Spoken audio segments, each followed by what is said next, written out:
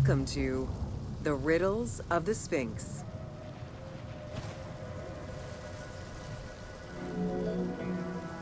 A sphinx was originally meant to be a personification of the king. The human head, wearing pharaonic regalia, was fused with the body of a lion, thus sharing the qualities the powerful animal possessed, namely its power, the swiftness of its attack, and its majestic authority. By these very virtues, it was also considered a symbol of protection. Unsurprisingly, statues of sphinxes could be found along the dromas, protectors of the path taken by the gods to reach the temples.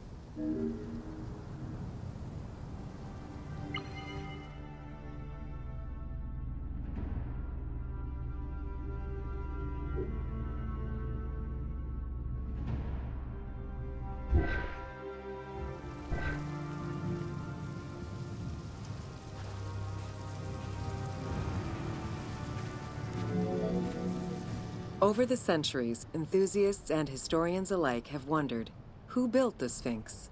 For what purpose? And who does it represent? These questions remain unanswered. Several theories do exist, however, some more credible than others.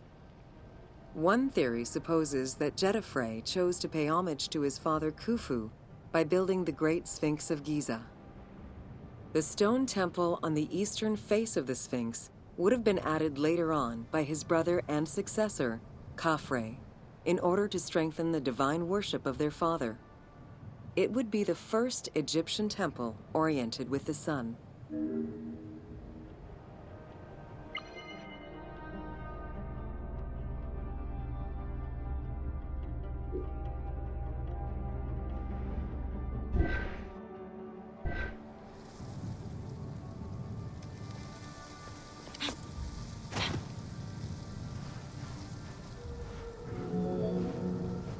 Another theory suggests that the Sphinx was built by Khafre and was meant to represent him. The arguments to support this hypothesis are based on the fact that the limestone beds used for the main work of the Temple of the Sphinx are geographically and architecturally similar to the Valley Temple of Khafre. Some believe that Khufu himself built the Sphinx, which was later finished under his successors, Jedefre and Khafre. These arguments are based on the stylistics of the engraving, the typology of the nemes, and the absence of a beard at the time of construction.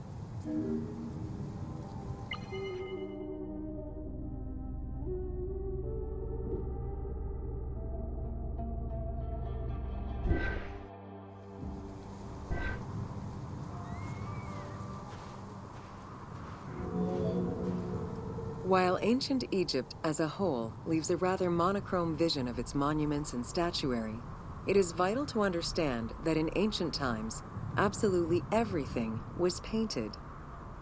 The sun, eating away at the pigments of the colors, the sand, the climate, and the implacable impact of time, unfortunately destroyed the glorious colors of the Sphinx of Giza.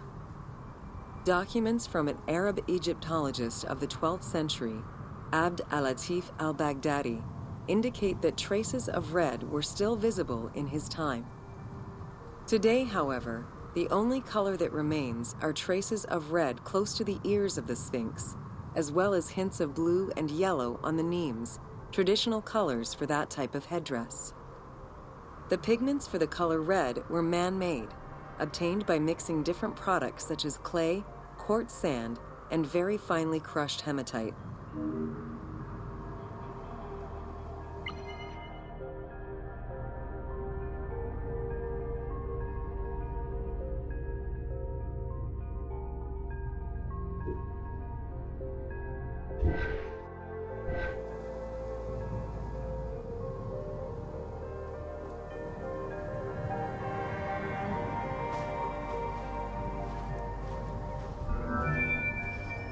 Red had a strong symbolism in ancient Egypt. It was both the color of life and the color of death. It could represent the sands of the desert or the brilliance of the sun. Red was also associated with the god Seth, vengeful and destructive. The Egyptian word for red, deshur, is also the word which was used to signify the desert, or the royal crown of Lower Egypt. In art, red was also the color used to paint the bodies of men, while yellow was used for women. It is possible that there were also color restoration efforts during the Saite period about 600 years before Cleopatra's rule, as indicated by notes on the inventory stele, discovered in 1858 by Auguste Mariette. It is because of this that the team made the decision to display it with its full range of colors, even though the Sphinx's colors would have likely faded by Cleopatra's time.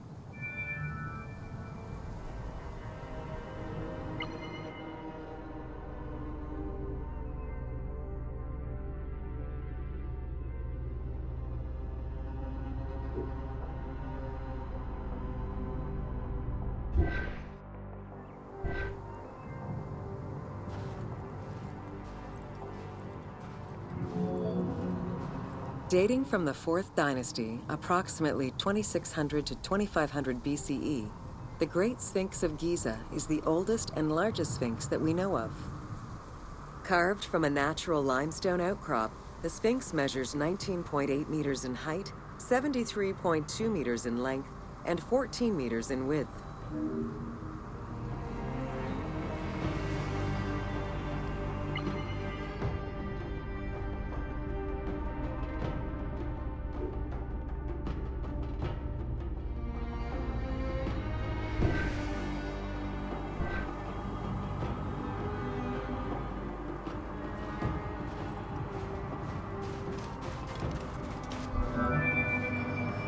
In order to bring polish to the imposing monument, several blocks of limestone were added after the initial construction phase. Since then, there have been numerous attempts at preservation. The polish present in the game integrates some aspects of modern restoration attempts. The team made this choice to present a more iconic version of the Sphinx of Giza to the player. Today, the Sphinx is called the Terrifying One. This appellation is translated from its Arabic name, Abu al-Hal, which in turn was derived from Baluba in Coptic.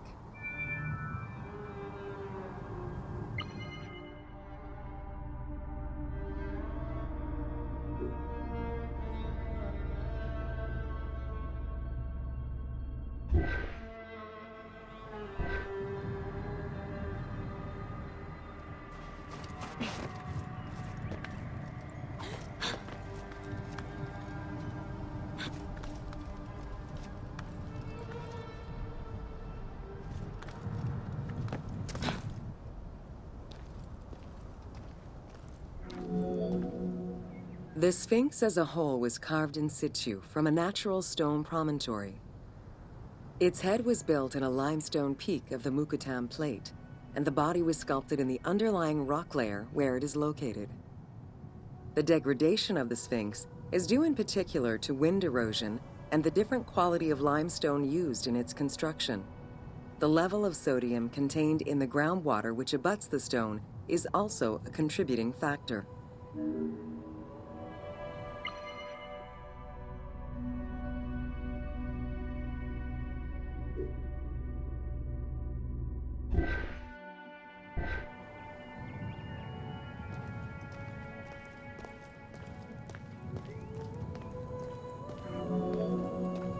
The natural bedrock is seen through the oblique natural strata of the Sphinx's body that are similar to the surrounding limestone.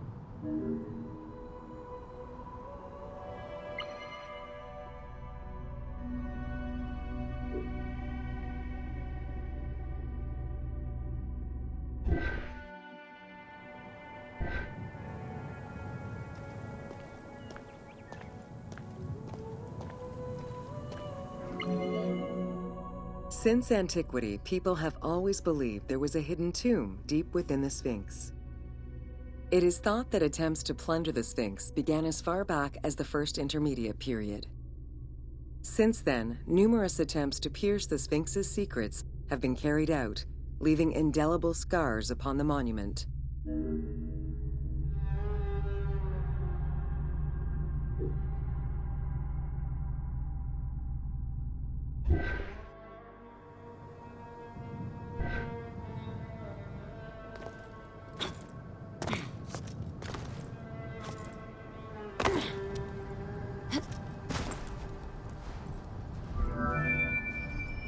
12 meters long and cut during pharaonic times, another entrance in the back of the Sphinx aroused curiosity.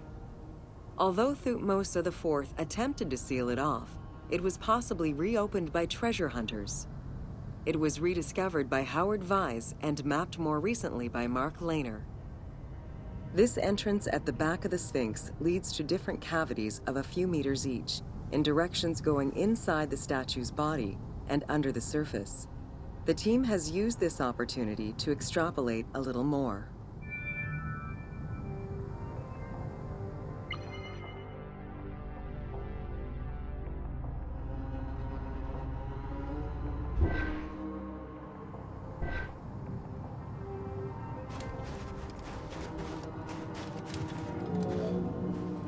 While there have been no major discoveries pertaining to the Sphinx of Giza in recent years, theories and hypotheses continue to emerge. Without validation provided by archaeological sources, however, they remain unsubstantiated.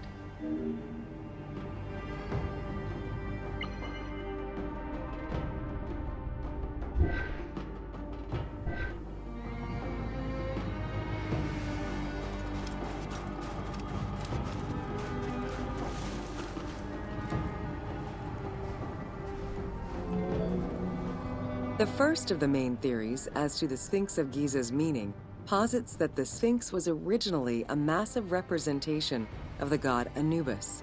Its principal arguments are that the head of the Sphinx is disproportionate compared to the size of its body.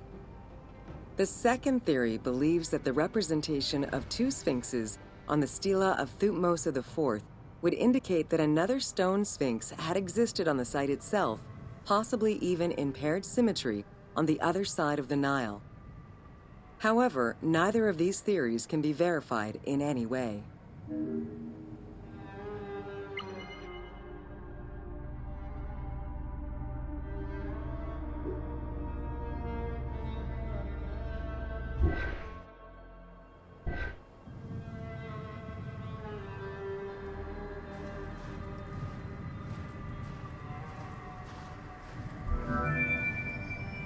Several scientific projects using new technologies have been put in place in the past decades.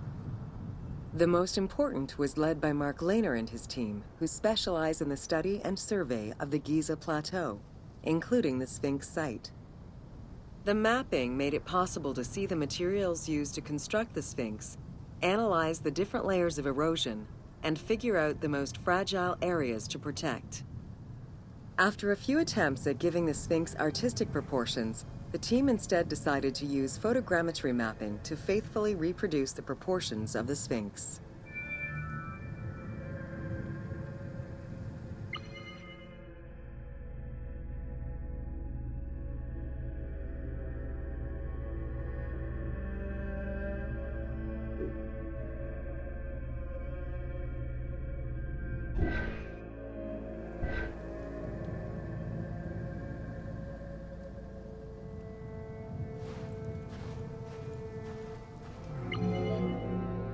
What the Sphinx of Giza represented during its construction and how the Sphinx was perceived by the Egyptians of the New Kingdom are two very different matters. Originally a representation of the king imbued with the power of the lion, the Sphinx was eventually viewed as a direct representation of the Most Divine. It is theorized that kings of the New Kingdom believed that the Sphinx of Giza was the one who recognized and legitimized the ruler of Egypt. Thus, despite the fact the Sphinx of Giza was partially buried under the sand during his reign, Amenhotep II knew that the monument was of great importance.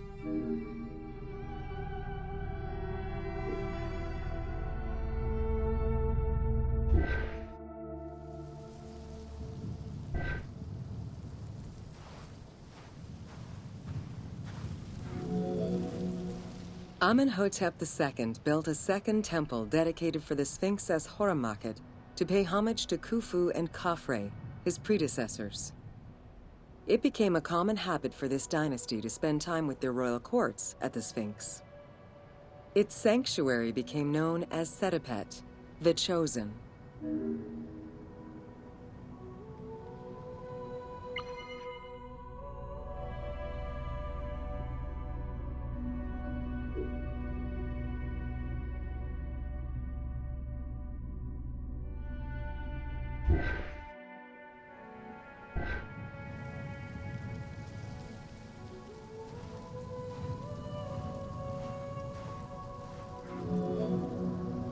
Egyptologist Mark Lehner believed that Amenhotep II built a statue of himself anchored between the paws of the Sphinx, likely to legitimize his reign, alongside a stela found by Salim Hassan. Many other pharaohs of this dynasty, such as Tutankhamun and Ramses II, also left marks of their passage in a similar fashion, sometimes even stripping the stones of nearby temples and pyramids to do so. Amenhotep II's son and successor, Thutmose IV, was a frequent offender.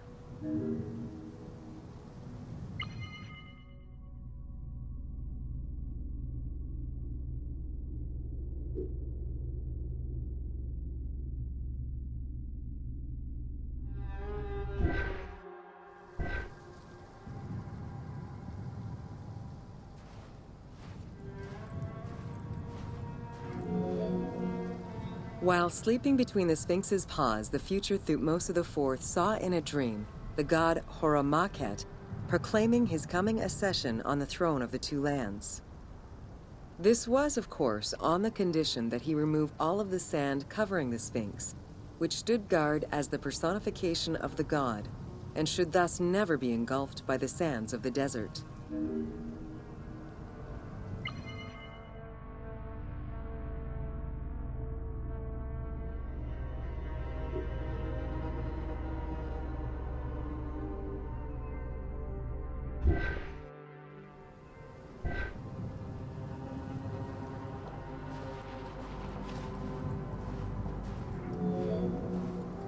The 15-ton dream stela built by Thutmose IV to commemorate his dream was discovered by an Italian Egyptologist, Giovanni Battista Caviglia, in 1818, when he undertook the task of freeing the Sphinx from the sand, which had, yet again, covered it.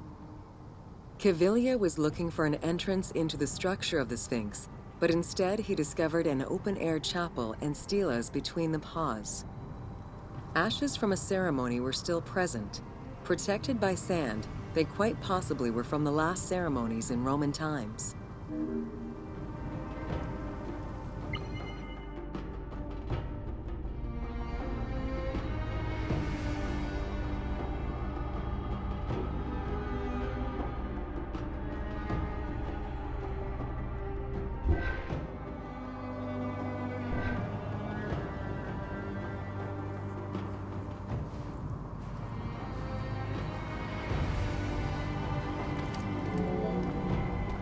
That same year, Caviglia discovered fragments of the Sphinx's beard that had probably been added during the New Kingdom. If many of these pieces are held by museums in Cairo, a fragment is displayed at the British Museum, along with a piece of the uraeus that was on the Sphinx's headdress. It is believed this fragment of beard was possibly kept in place thanks to the statue of Amenhotep II, which was supposed to be located under the head of the Sphinx.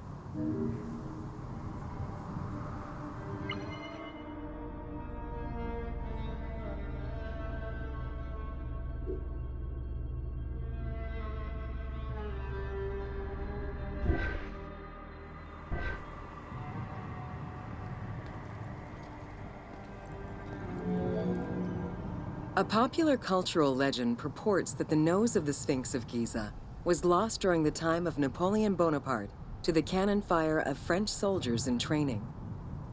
However, engravings from before the time of that campaign already depicted the Sphinx without a nose, indicating that it had been removed before the French campaign.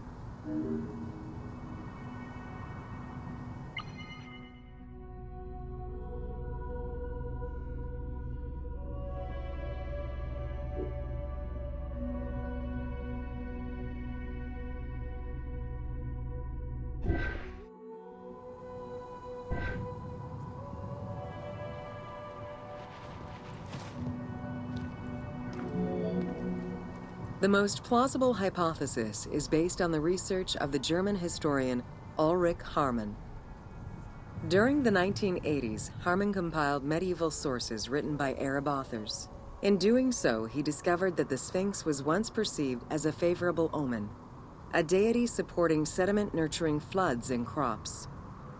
Around 1378, a Sufi by the name of Muhammad Sa'im al-Dar could not stand this vision of the monument, and in an iconoclastic act broke the nose of the Sphinx. According to the texts, he was then hanged and burned between the legs of the Sphinx for his crime.